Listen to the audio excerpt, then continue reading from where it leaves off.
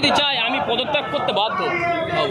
দেখুন, পুলিশ মন্ত্রী, মুখ্যমন্ত্রী আর স্বাস্থ্যমন্ত্রী একই ব্যক্তি।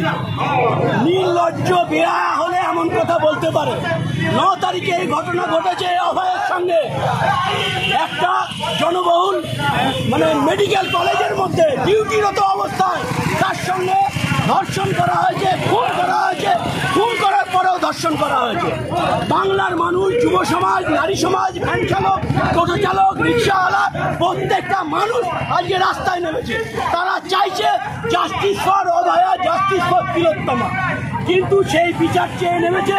বিচার যাতে না পায় সেইগুলোকে ধূলিসাৎ করার জন্য আইসি করে ভাঙচুর চালানো হয়েছে, প্রমাণ লোপাট করানো হয়েছে এই মুখ্যমন্ত্রীর নির্দেশে।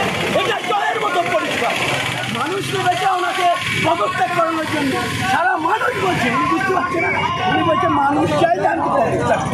তো মানুষ চাইছে না, কি করে চাল চাইছে? ওনার উচিত এখনই পদত্যাগ করা উচিত। কারণ উনি ব্যর্থ মুখ্যমন্ত্রী, উনি একজন ব্যর্থ স্বাস্থ্যমন্ত্রী, উনি একজন ব্যর্থ পুলিশ। এখনই পদত্যাগ করা উচিত। পুলিশের হাত থেকে চলে গেল সিবিআই এর হাতে, কিন্তু আদেও কোনো ধর্ষণকারীরা সাজা পেল না এবং গ্রেপ্তারও হলো না। পুলিশের কাছে ছিল ব্যাপারটা, পুলিশের কাছে থাকা অবস্থায় তো 9 তারিখে ঘটনা ঘটলো, 10 তারিখে পিডব্লিউডির কাছে নোটিশ পাঠিয়ে তাড়াতাড়ি ফোনটা ব্যবস্থা করল। আজ পর্যন্ত দেখেছেন সরকারি কোনো কাজ টেন্ডার হলে 3 মাস, 6 মাস, 9 মাস হয়ে গেল, 1 বছর হয়ে গেলেও কাজ হয় না। আর কয়েক ঘন্টার মধ্যে স্বাস্থ্য দপ্তরে সেই চিঠি গেছে। চিঠিটা তো আমরা সবাই দেখি।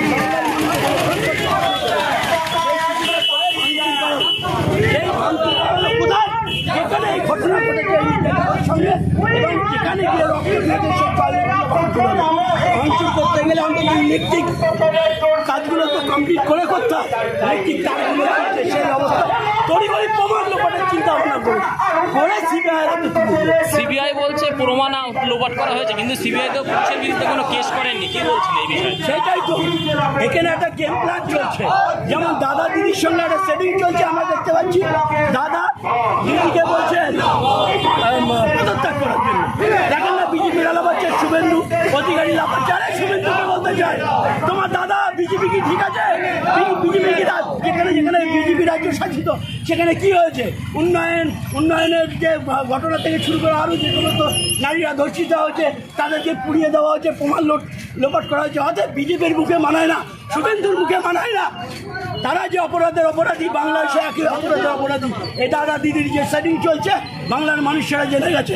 বাংলার মানুষ আবার পরিবর্তন চাইছে, রাস্তায় নেমেছে, তিলোত্তমার বিচার চাই। বিচার না দিতে পারলে স্বাস্থ্যমন্ত্রী পদত্যাগ করুক, মুখ্যমন্ত্রী পদত্যাগ করুক, পুলিশ মন্ত্রী পদত্যাগ করুক। এরা মানুষের দাবি, সাধারণ জনগণের দাবি, ঠেলাওয়ালা মজুরের দাবি। ওনার মুখ্যমন্ত্রী এখনই পদত্যাগ করা উচিত। মানুষ চাইছে, উনি বুঝতে পারছে না। উনি পেপার পত্রিকা দেখেন না। বলছি না, মুখ্যমন্ত্রী 10 লাখ টাকা দেওয়ার কথা শুনিনি, এ বিষয়ে আপনি কি বলবেন?